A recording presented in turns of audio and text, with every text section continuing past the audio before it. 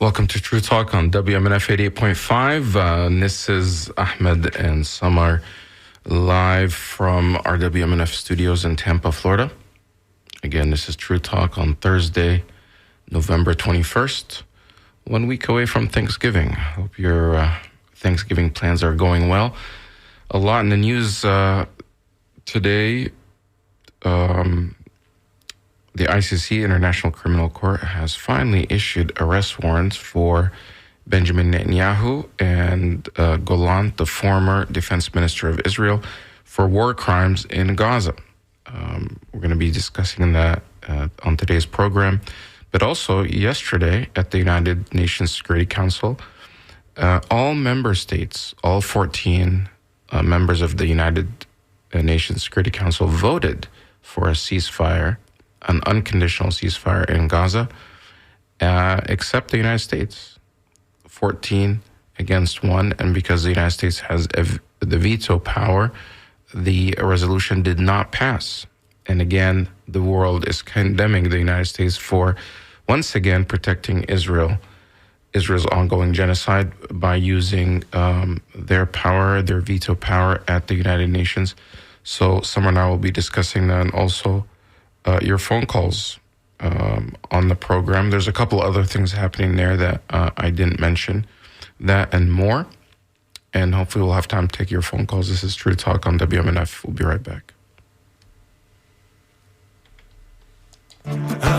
قلت لهم هكا ولات وقالوا شبيك يا قلبي كسيت قلت لهم الدنيا كسات بابا قال لي جيب فلوس والماما قالت لي جيب ولاد وانا ما لقيتش بها وين يحبوني نكيتي البلاد وانا ماني دوني انتو مالينا كارارارارا الله يكون في عوني والدنيا دوارارارارا ونسيت اللي نسوني والناس الغدارارارارا وينهم اللي حبوني هرق الحب وسكارارارارا انا اللي نغلط ومنتوب ومرة نسيب ومرة نخيب وعرف الثعلب وثعلب وتعبر راس فرغ الجيب ورزنت على كتافي ذنوب بسيكوبات شوفولي طبيب واللي سميت وحبه بكى مع النعجة كلام عالذيب وانا ماني دوني انتو مالينا كارارارارا الله يكون في عوني والدنيا دوارارارارا ونسيت اللي نسوني والناس الغدارارارارا وينهم اللي حبوني هرق الحب وسكارارارارا قالوا شبيك هكا وليت قلت لهم هكا وليت وقالوا شبيك يا قلبي كسيت قلت لهم الدنيا كسيت بابا قال لي جيب فلوس والماما قالت لي جيب ولاد وانا ما لقيتش بها وين يحبوني نكيتي البلاد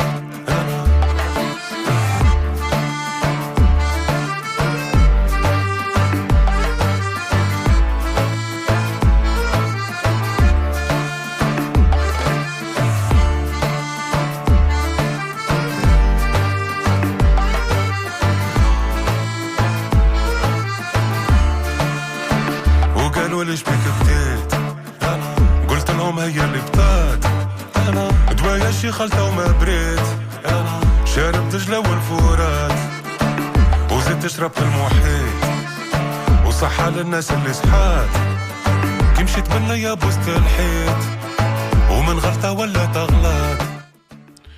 Welcome back to True Talk on WMNF, and we're live from our studios in Tampa, Florida at WMNF. Since October 7th, Samar and I on the show have been talking about the ongoing genocide in Gaza, and every day there are new developments.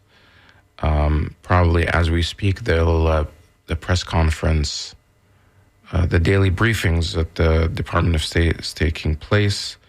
We're wondering, at least I'm wondering, their reaction to the newly issued arrest warrants by the International Criminal Court, issuing arrest warrants for Benjamin Netanyahu, as well as former Defense Minister Gallant, for their role in the ongoing genocide in Gaza. This comes on the heel of yesterday, that the U.S. once again used their veto power to stop a resolution where it was unanimously voted on or agreed to by all member states except the United States for an unconditional ceasefire in Gaza. The U.S. saying that the ceasefire needs to include the language of the release of the hostages, and it can't be unconditional. And of course, the world is reacting to that and condemning it. Samar, what was your reaction? Were you surprised that once again the U.S. Well, first, welcome to the show. Assalamu alaikum, Ahmed, and hello to all our listeners and supporters. Like you said, Ahmed, we've been doing this show for so many years, and we never run out of events that has to do with the Arab world and the Muslim world. I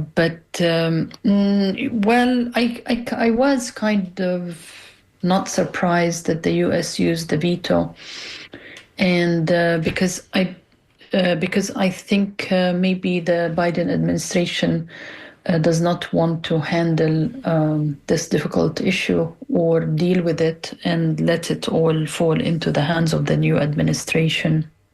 They were saying for a long time that, it was an election year. Biden was afraid to act. Wait until election is over. Election is over, and the Biden administration is continuing to send weapons to Israel. This is also something we want to talk about later. Bernie Sanders' resolution to stop sending offensive weapons to Israel failed in the Senate yesterday. A significant number of senators voted with Bernie Sanders, but the majority did not.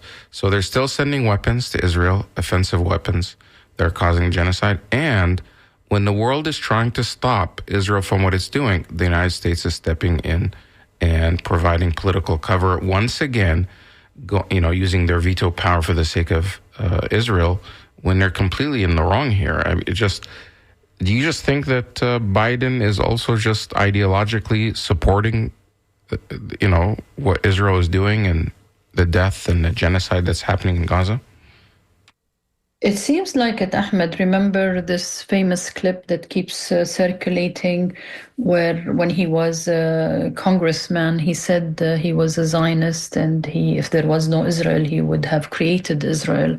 So maybe he is ideologically with the state of Israel, with the right wing of the government in Israel, and is supportive of genocide. You just alluded, Ahmed, to the fact that there is a press conference. I think it was canceled or postponed, the State Department, because they need to deal with this interesting development, because according to international law, there are more than 100 countries who are signatory to the ICC, and they have to abide by the ruling. So a lot of development happening. For instance, I'm looking now. For instance, Ireland says, it actually is urging a full support for the International Criminal Court and calls for urgent action to uphold the mission. The Netherlands just said, yes, they will do that. It was actually the first European country to declare that they will adhere to the ICC order. So it seems that the State Department postponed the press briefing to figure out what they're going to say, because when the ICC issued a warrant to arrest Putin, the US and Blinken actually were encouraging the countries to arrest him. Actually, if I am quoting here from Reuters, it says, and it was March 22nd, 2023, US top diplomat Blinken urges all ICC members to comply with Putin arrest warrant. So it's going to be quite interesting to see how they are going to deal with this, because just a year ago, they were extremely supportive of the ICC. Now, I expect them to try and sanction the ICC. So interesting developments, Ahmed. We never run out of topics. And at the same time, the bombing of Lebanon and the bombing of Gaza does not stop. And the killing of innocent people does not stop, unfortunately. Yeah, but the country that's behind all of this is Israel.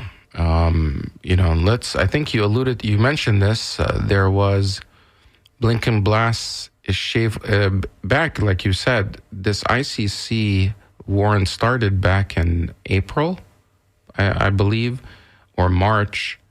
Back in March, maybe April. The March 2023 was the Putin arrest warrant, and Blinken supported that completely.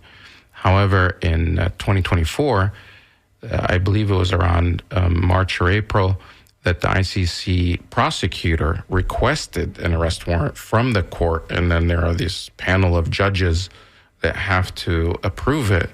And it took them like 6 months, maybe possibly more, to actually approve it. Some people were giving up hope, but finally delivering and agreeing to the arrest warrants of Benjamin Netanyahu and Gallant on the Israeli side, and then Mohammed Deif is on the Hamas side, who allegedly Israel had already claimed that he was killed back in July, so he may already be dead. The original arrest warrant was for Sinwar, who was already killed. So right now, it seems like the only two that are alive that this would apply to is Benjamin Netanyahu and Gallant of Israel. But back in May, when this when it first surfaced, here's a clip that I found of Blinken blasting what he called shameful equivalence as the ICC seeks arrest warrants of Biden. It'll never happen to Biden, but Netanyahu. That's a funny slip. Yeah, the funny slip is, some people are saying that Biden. Yeah, I did not mean it. It was just sometimes, Netanyahu, Biden. It's kind of like they're similar. They're both part of this genocide. Even Bernie Sanders said it yesterday that the weapons, Israel would not be able to carry out this without the U.S. weapons. During the Senate hearings yesterday. Let's see if this clip. Of course, we have to skip the ads. And there are other clips that I also wanted to get this reaction that we had heard from senators and from members of Congress who are threatening sanctions against the ICC, who basically are saying that they want to sanction them. But here's... And punish the members, the judges. Right. ICC prosecutor yesterday. The shameful equivalence implied between Hamas and the leadership of Israel. We'll be happy to work with Congress, with this committee, on an appropriate response. So this was back, the Biden administration condemns the ICC request for arrest warrants because they're simply saying, well, it's shameful to even equate, Netanyahu and Gallant to Sinwar, who's on the Hamas side. But if they don't look at the equivalence. The law is the law. If you're carrying out crimes against humanity, if you're killing civilians, if you're carrying out a genocide, an ethnic cleansing, the law, it's not like you have a different law for the Palestinians or, a specific law for the Israelis. And I think this was mentioned yesterday during the United Nations Security Council hearing, where the Palestinian ambassador to the United Nations said, is it that, and he's questioning rhetorically, is there a specific law just for Israel and then a law for the rest of us, or a law for the Palestinians? Are there two different laws that exist? Because it seems like it to the rest of the world that Israel can just get away with, impunity and do whatever they want to do to the Palestinians, not adhere to any law, international law, humanitarian law, any law, and get away with it, where even a country like a superpower like Russia, they're held to the law. However, the law does not apply to Israelis. You did send me this link for Speaker Johnson responding, which I also want to play. But however, this was a comment that was not in response to the arrest warrants finally being issued. They're threatening. He was threatening if arrest warrants are issued. Here's what Mike Johnson, Speaker of the House, had said, where he threatens the chief prosecutor. America should punish the ICC and put Karim Khan back in his place. And if the ICC is allowed to threaten Israel's leaders, we know that America will be next. If the ICC moves forward with its absurd warrant arrest or request, this is going to be an even bigger international problem. America should punish the ICC and put Karim Khan back in his place. And if the ICC is allowed to threaten Israel's leaders, we know that America will be next. That was from May 22nd, earlier this year. I mean, just listen to the language. What kind of lawmaker goes on and says that, that the ICC should be punished and put in their place? This is an international court. And I think he said, send Khan to where, send him where? He's of Pakistani origin. So there is a sense of racism and superiority when you listen to these people. And I know we have many more clips, Ahmed, but there is a sense of superiority, like I am Western. And they consider Israel to be a Western state and with Western values, except that it's in the heart of the Arab world. So is it indigenous to the area or not? Because if you go, Ahmed, on Twitter or X now, you will find that it's exploding with all sorts of people commentating. And one of the comments that keeps coming up is, for the first time, a Western state is being pursued, or a Western leader is being pursued, and people are telling them, oh, so you are Western, Israel is Western. What is it doing in the heart of the East? Some people were asking the same question last week when Israel, an Israeli football team, was playing in a European league. And people are wondering, why is this exclusively European football league? Why does it include, Israel in it? Why not Lebanon? And not Lebanon, for example. Right. So they had Israel as part of this European league for football and then somebody commented, well, most of the leaders of Israel and the inhabitants are actually from Europe anyway. They're not indigenous to the area. And it may sound weird and funny for our listeners to actually hear that, but study the history of the modern state of Israel, or the state of Israel, because it did not exist before 1948, and where the people came from. They came from Europe, from Russia, from Poland, from Germany. That's where those individuals came from. Later on, of course, others migrated there, but the majority came from Europe, and they eventually changed their name to Hebrewized, I think that's how you pronounce it, but to change their names from Eastern European names to be more indigenous, converting them to Hebrew-sounding names. But here's Lindsey Graham, Senator Lindsey Graham. Again, this is another clip where he actually made this comment about the ICC, the International Criminal Court, before the actual arrest warrants were issued, but again, threatening with sanctions. This is Senator Lindsey Graham. If they'll do this to Israel, we're next. This group tried to come after our soldiers. They tried to come after our soldiers in Afghanistan, but reason prevailed. So at the end of the day here, what I hope to happen is that we level sanctions against the ICC for this outrage to not only help our friends in Israel, but protect ourselves over time. They have destroyed the notion of complementarity. They have misled people in the United States Senate about their intention, and they shall and will pay a price. Ms. Secretary, I appreciate what you've said. It is now time for us to act. If they'll do that.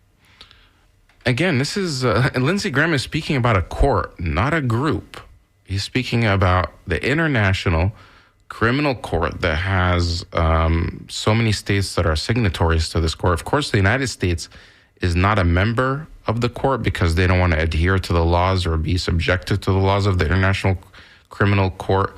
However, they use it or push or lobby it when it's convenient to go after states that the United States, has a problem with. For example, Russia, or it was used against Sudan. But historically, like you said, the court has in the past been used against the global South, leaders or criminals in the global South. Rarely, if it's never been actually used against a Western state. And people were saying, well, what's the purpose of this? And this is the first time, like you said, it's actually going after a country that's basically an ally of the United States, and the United States is lashing out and saying, no, they should be put in their place. But how are they going to do that when they include so many European countries that are part of this court? Ahmed, since really the genocide started in Gaza, it seems that the Geneva Convention, the United Nations laws and international law that was really written by European countries, and the US later contributed to so many of these laws that we are all supposed, like as nation states, to abide by, as if they were made for brown people only. And like you said, to punish Sudan, to punish countries in Africa. But when it comes to the white person and to the colonizers, it is not. So the hypocrisy is just so blatant, so black and white. You can't hide it anymore.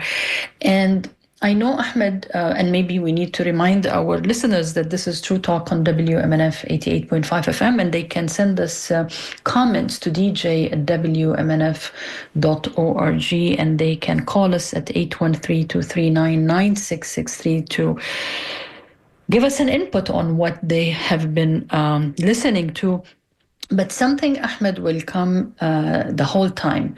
And I'm going to read actually a quote, which is the jurisdiction. You just alluded to the fact that the US and Israel actually did not sign into the ICC, and they are not members of it. But there is something quite fascinating. Palestine and the Palestinian Authority and the Palestinian territories are signatory to the ICC. So when the ICC issues an arrest warrant, it is for a crime or crimes committed on the territories of member states, which Palestine is a member that recognizes the authority of the court. Therefore, Israel's genocide actions on Palestinian territories is the basis of the warrants. Whether Netanyahu is an elected prime minister in a democratic election or not, it doesn't matter, okay? What matters is that the genocide was committed on a territory where it is a member state of the ICC, because people are going to say, no, there is no jurisdiction. They can't issue a warrant to a person or a personality that is not part of the ICC. I just wanted to clarify that. And I think we have a clip on jurisdiction and this idea, like, okay, where can Palestinians go if they have a grievance? Okay, let's say I have a grievance and I live in the West Bank or in Jerusalem, and I was wronged by this state. Where do I go? Where do I go under international law? So it would be interesting if you can play it, Ahmed, if you have the clip. Yeah, we do have it. It's actually a report at the by TRT World.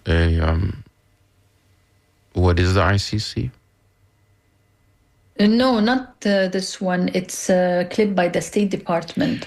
Well, that was basically an argument where the U.S. says they don't have jurisdiction. The ICC has no jurisdiction over that area, and somebody else, well, who does? And he says, we do, and it was back and forth. Okay, it's a short clip. Let me play it. Who does have jurisdiction here? So the government of Israel has jurisdiction over the occupied territory. We have jurisdiction over Gaza, which is not entirely occupied. They have jurisdiction into looking at the actions by their military personnel. Okay, so the Palestinians, if they have a complaint, they have to bring it to Israeli courts. We have jurisdiction, and we have with the use of our equipment. I'm sorry. How do you have jurisdiction? With the use of our military equipment that we have provided. How do you have jurisdiction? If you look at the Leahy law, if you look at that's not jurisdiction in a criminal process. That's not in a criminal process, but it has to do with the determinations that we make and the policies that flow but from that's it. not So, but Matt, long term, you were right that we want to see. You used to work for DOJ, Matt. You were on. U.S. does not have jurisdiction. There are different. I wasn't referring to criminal jurisdiction, Matt. There are different ways to look at this. Long term, we agree with you that the Palestinian people should be a state that has and have the ability to make these determinations. But that's not where we are today. That's where we're trying to get to. You were fine with the ICC going after. Go ahead, Samar. Who does have jurisdiction here? So the government of Israel has. So that was a clip with the spokesperson of Matthew Miller, who is the spokesman for the U.S. Department of State, being questioned by a reporter who has jurisdiction, because he was saying that the ICC, the International Criminal Court, has no jurisdiction over what's happening in Gaza.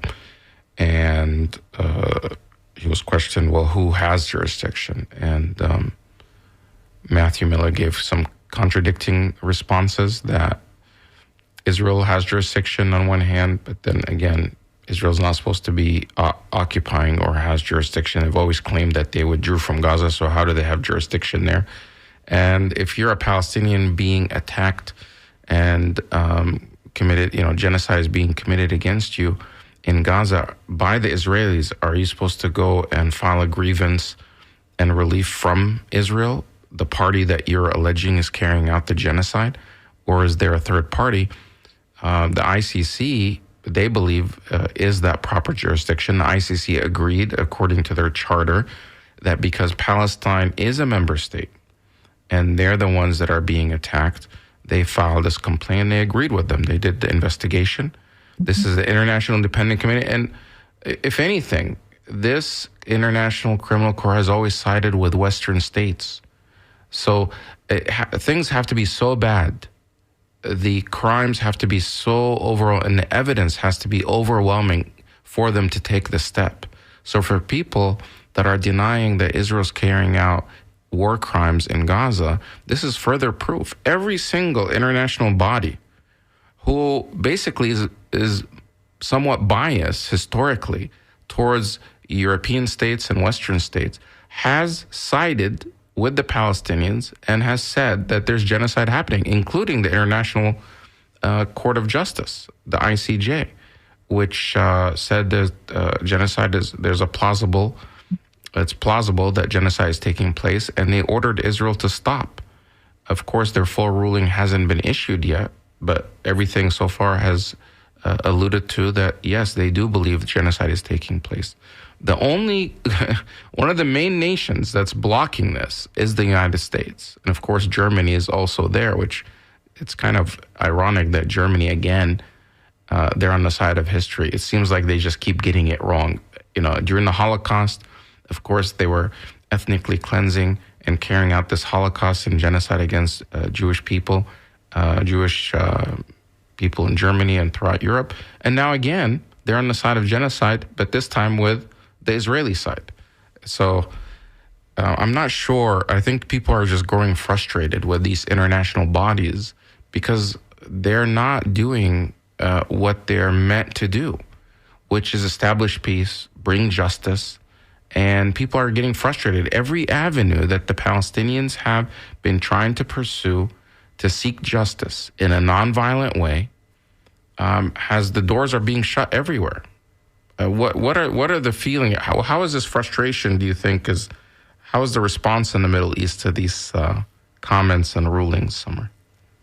They just see through the hypocrisy, and to them it's so black and white. And like yesterday, I was on a space on Twitter for 3.5 hours in the Arabic language, and they asked me, like, are all Americans supportive of genocide? Are they all we do see so many Americans demonstrating, but we can see also what is happening to them and what's happening to even Jewish students and Jewish professors. They can't believe that this country you know how American pop culture, music, food, clothing, movies is so prevalent in the Arab world, is so dominant more than Chinese or Japanese or Korean or Russian. And they see a disconnect between how the White House, how foreign policy is implemented, and how they see this culture that they like and that is such a soft power that they really like, but they can't understand what is going on. Why can't the American people change this foreign policy? And I try to explain to them, Ahmed, but they unfortunately, what they say is that they no longer want to visit this country. They no longer want this food. They no longer want to watch these movies. They no longer, even yesterday, one suggested we need to really even abandon the social media. And I told them no, because we need to be, our voices and our photos and everything we do we have to remain on these platforms. But Ahmed, I want to read to you this Tom Cotton, the congressman, comment. Do you want to hear that? I'm going to read it because really... What is the context of what comment is this? He's commenting on the ICC. Okay. It just came out now. This is Tom Cotton. The ICC is Senator Cotton, right? Yeah. Okay. Yeah. Sorry. Yes. From Arkansas. Mm-hmm. Correct? Yes. The ICC is a kangaroo court, and Karim Khan is a deranged fanatic. Woe to him and anyone who tries to enforce these outlaw warrants. Let me give them all a friendly reminder. The American law on ICC is known as the Hague Invasion Act for a reason. Think about it. He's trying to remind, I think, the people of the congressional law, the Leahy Act, if I'm not mistaken, which means the U.S. can go and bomb The Hague. But interesting development, Ahmed. Again, I am looking at... So when did Senator Khan issue that? Today? Just 2 hours ago. Right. It's just these people have lost their mind. When it comes to Israel, these senators that are normally, they're intelligent, smart, they just lose their mind. Now they're accusing the ICC, a respected court. This is the same court that when they issued an arrest warrant for Putin, they praised it and said, go for it, get Putin. And they urged member states. And by the way, there's something like 125 countries are members of the ICC. The majority of the world are a member of the ICC. And now they're saying, when it comes to Israel, all things are off. The laws don't apply.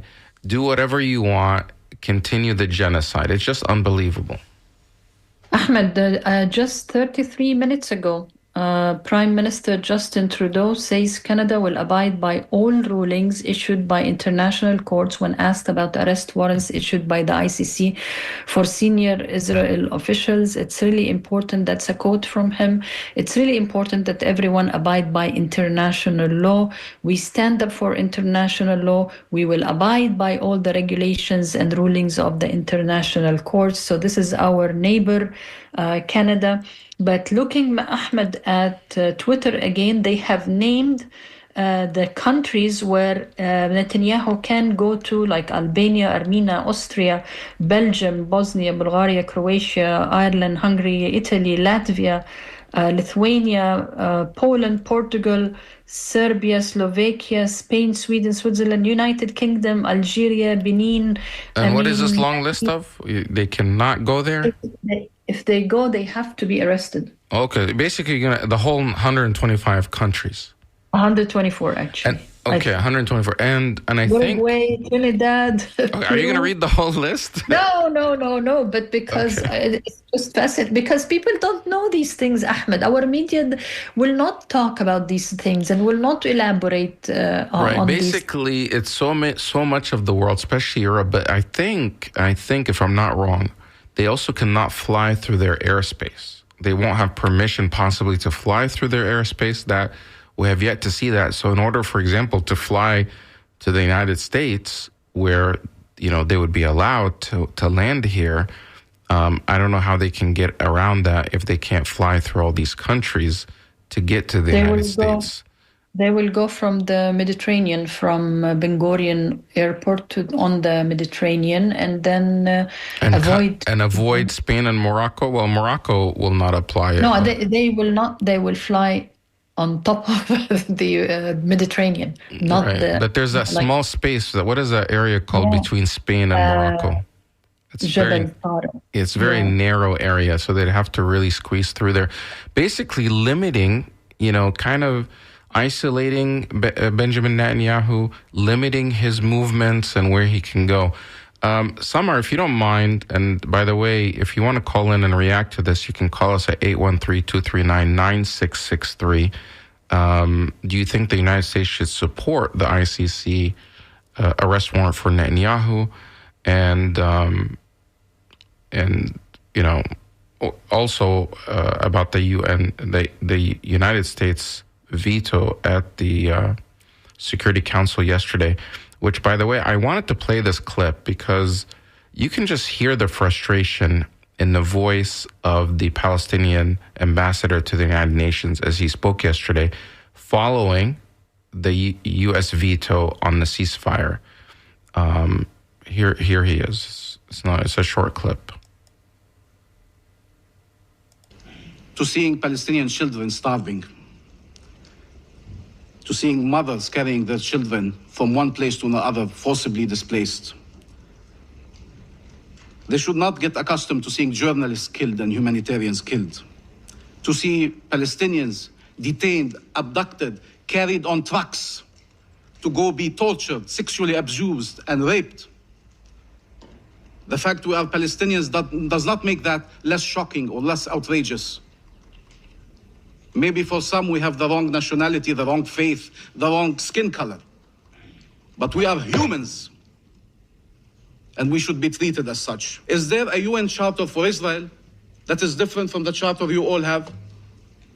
Tell us.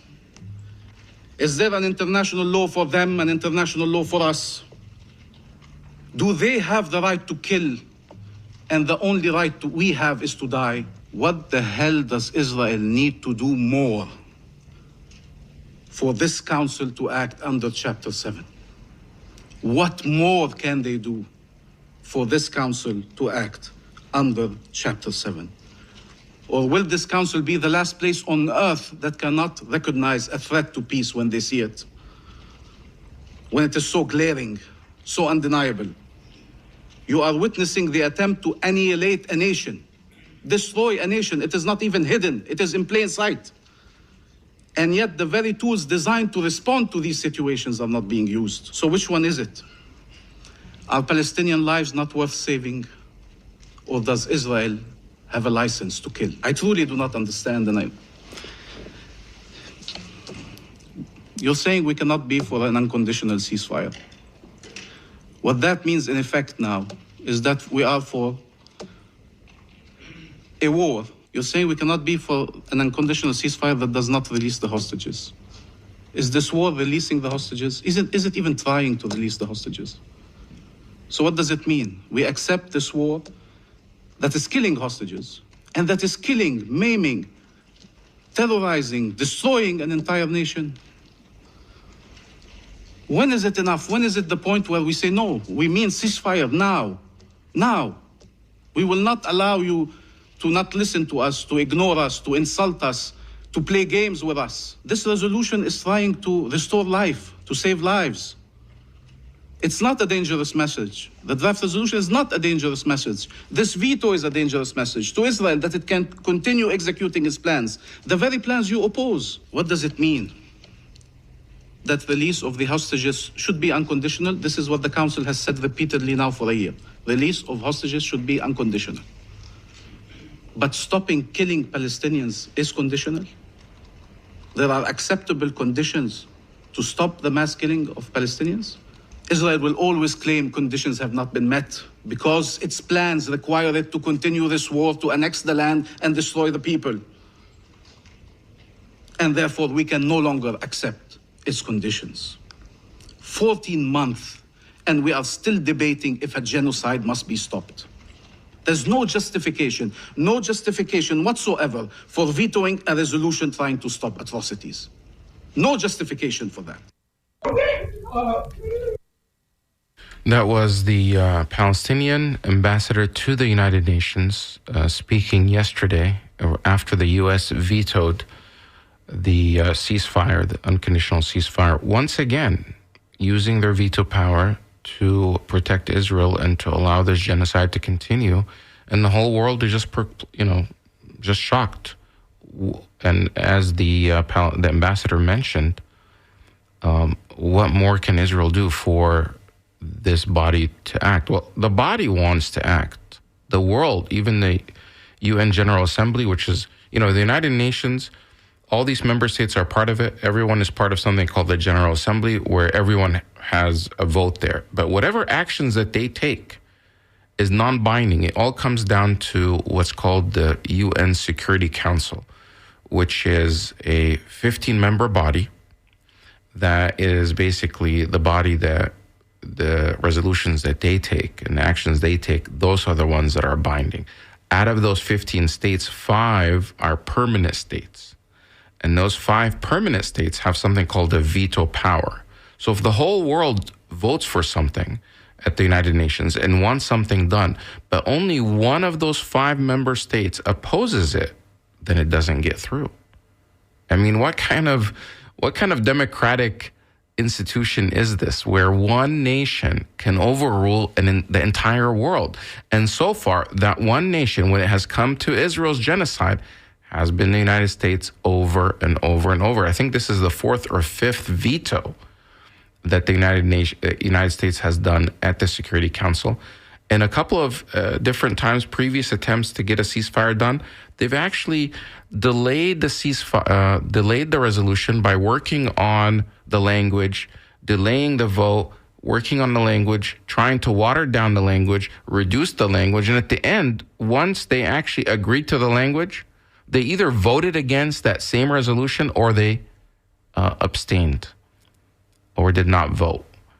That's why people are calling for, reforming the Security Council and the United Nations, because it's not working for the world. And the Chapter 7 that he was referring to, he kept saying, what more does Israel have to do for this body, the Security Council, to enact Chapter 7 of the United Nations Charter? And that Chapter 7 basically gives power to the UN to maintain peace. It allows the Council to, quote, determine the existence of any threat to the peace, breach of peace, or act of aggression, and to take military and non-military action to restore international peace and security. Samar, I have a phone call from Sarasota. We'll take the Mike from Sarasota. Mike, go ahead. Yeah, thank you very much for taking my call. I was reacting to Samar's disbelief, or Samar's interaction with the people who cannot believe how come the atrocities of Israel don't get a bigger reaction in the United States. Mm-hmm. And what I'm reminded of is 2 recent reports of Israeli atrocities. This I heard on Amy Goodman a couple weeks ago, or maybe longer, where doctors in Gaza reported that they were encountering many Palestinian children who had been shot in the heart, precisely in the heart, or precisely in the head by sniper fire. And these doctors discovered that this was happening all over Gaza. And their conclusion was that this was a practice of the Israeli military.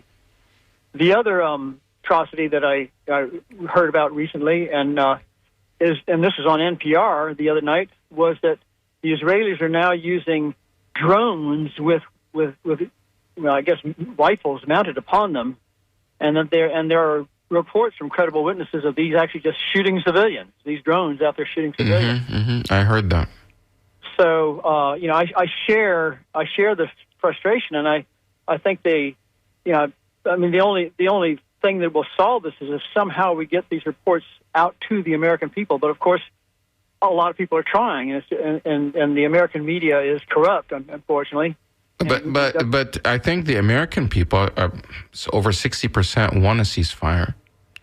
And even a majority of Democrats want to stop arms sales and arms transfers to Israel. Why do you think that the Biden administration, which should be more, less hawkish on these wars, why are they continuing to provide political cover for this genocide? Well, I would go back to the words of Reinhold Niebuhr, who is an eminent theologian, and what he once said was that there are many great political systems in the world that have been proposed, but they all will eventually fall victim to corruption. And in terms of the Biden administration, there's too much money flowing to, or has flowed traditionally to them from AIPAC and the Jewish lobby, and they are afraid. They are actually afraid to stand up against all that money. Okay, but now he's out of he's not going to run again. Why can't he do the right thing? Well, what does he have to lose? Well, I mean, again, remember when Kamala Harris was running, she didn't dare take on the Israeli lobby either. She would say things, but she wasn't really proposing anything like cutting off arms or anything like that. Now, let me say this. I want to end with a hopeful note, which is that, as I think it was yesterday, 18 out of, I think it was maybe 50 or 51 Democratic senators voted with Bernie Sanders to cut off aid to Israel. So there is some hope. I saw that. It's not all doom and gloom. Well, that number has to increase. Of course, they're going to come under attack by AIPAC, and they're trying to misconstrue things as far as what this vote means. And again, playing the victim, that somehow Israel is a victim of what's happening there. Samar, what do you have to say to what he said? I thank him and really thank him for, standing and calling what is going on as atrocities, because the language is so important. It's very rare to hear these words attributed to what Israel is doing, like the word genocide and the word starving people or killing them. And actually now 15 women and children have been sent to a hospital in Gaza. I'm reading the news because the Israeli soldiers left poisoned food cans in the area. I mean, the systematic killing of the Palestinians is happening in Gaza, not only through drones and bombing, that's what is visible and can be seen, but lack of water, lack of food, lack of medical care. Just yesterday, Ahmed, more than 20 people were killed in the vicinity of a hospital in Gaza. The doctor, I forgot the head of which hospital, Sky News did a report that says he was raped by Israeli soldiers, and not like raped through using objects, and that this rape caused his death. Right, so he was killed. He was killed by this type of inserting things into his body through this vicious way of torture. This is the type of stuff that they're carrying out, and I think the world is seeing this, but it's everywhere. It's difficult to defend it because again, you and I live in it. We're American, and we know people in the Middle East, and for a long time we've been saying America is a country of laws. It's unlike the Middle East. It's not, just run by dictators. Yeah, we do have a democracy here. But again, of course, that democracy can be manipulated by big money and definitely, in these billionaires. And we see that the will of the people is not being carried out by the establishment, by the people in power. The public wants this genocide to end. The public wants this war to end. And it's not just, and that includes Jewish people. There are many, many Jewish Americans that are opposed to the genocide that's happening. But a small contingent group is the one that's actually carrying out these things. And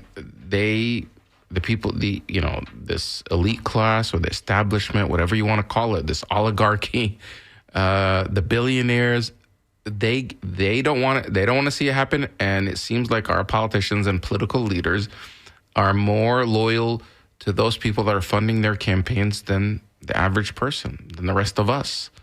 And this is the problem when you have things like this court ruling called Citizens United that allowed so much money unlimited amounts of money to be into politics, that corporations can spend unlimited sums of money, and now you have these super PACs. It's so difficult to compete against that when you're the people. Unless everybody unites together to take them on, it's very difficult to stop it, and that's what we're left with right now. Our democracy, I believe, is, there are problems with it. And I think that was one of the reasons why so many people chose Donald Trump this time around, because they saw him, whether it's true or not, that's what they perceived him, and that's the way he pitched himself, is that he's anti-establishment. He's against Washington. He's not one of them. He wants to break the system. He wants to, abolish these different institutions. And some people felt like the American democracy and the American system is not working for them, because no matter what they do, life is not getting better for them domestically. Now, of course, some people, a lot of people, especially on the Democratic side, stayed home because they didn't feel like the Democrats, the candidate and the party is speaking to them. And I think something like 7 million or 8 million people stayed home that voted for Biden but did not turn out for Kamala Harris. Actually, Ahmed, the latest number from, I think I took it from the New York Times, 89 million eligible voters did not vote at all. So that's what I was trying to explain of course. to the American people, that, okay, it looks like when they look at these maps and they say America went red, and they think it's like the whole American country voted for Trump, and they are scared of his plans for the Middle East, especially if they're going to bomb Iran or if he's going to have a ceasefire in Gaza and Lebanon. And I say, just remember, 89 million did not vote, period. And he only got 76 million votes versus 74 million for Harris. So it's not really a sweep victory for him. But by the way, the quote I read from Tom Cotton is now international news, Ahmed. Oh. And it's all over the world saying U.S. lawmakers are threatening that with the Hague Invasion Act. So these words, like they say, they think that nobody is going to pay attention to it except AIPAC, but the international media jumped on it. And I want to mention something, Ahmed, that is going on. I know Lebanon is almost out of the equation, but just today, the toll in the past few weeks, 3,583 people killed in Lebanon by Israel, 15,000 injured. We are talking about a country that is smaller than Tampa, or as big as Tampa. Mm-hmm. So and the population is very little. This is a humongous number, and for what? I mean, what is going on now is really dangerous. And I understand why so many people are really in the Jewish community are so scared of what Israel is doing in their name. And Right. I respect the fact that they are courageous and they can stand up and they are demonstrating and they are going to the Congress and confronting all these people, because this is really affecting them psychologically, morally, religiously, in every aspect. Samar, you mentioned that they're threatening with the Hague Invasion Act. It's actually now called the American Service Members Protection Act, and the actual law, it says, described as a bill to protect the United States military personnel and other elected and appointed officials of the United States government against criminal prosecution by the International Criminal Court, to which the United States is not party to. This is for U.S. military personnel and elected officials of the U.S. government, not Israelis. Is Netanyahu an American elected official or a military personnel? So this would not apply to them. I mean, these people just make up stuff, unless somehow they're going to now expand this to say, well, this is also to protect Israelis, and urge the president to give the president all means necessary and appropriate to bring about the release of any U.S. personnel. So we're out of time, Samar. Thank you for listening to us. And this has been WMNF. This is True Talk on WMNF Tampa, Florida. The Scoop is going to be on next. We're going to continue this conversation next week, same time, Thursday, every Thursday at 12. If you couldn't get your call in, you could always email us your comment at truetalk@wmnf.org, truetalk@wmnf.org, and we'll read your comments and maybe reply, maybe mention them on the air. But stay safe. Have a great Thanksgiving next week, and take care. Here's the Scoop.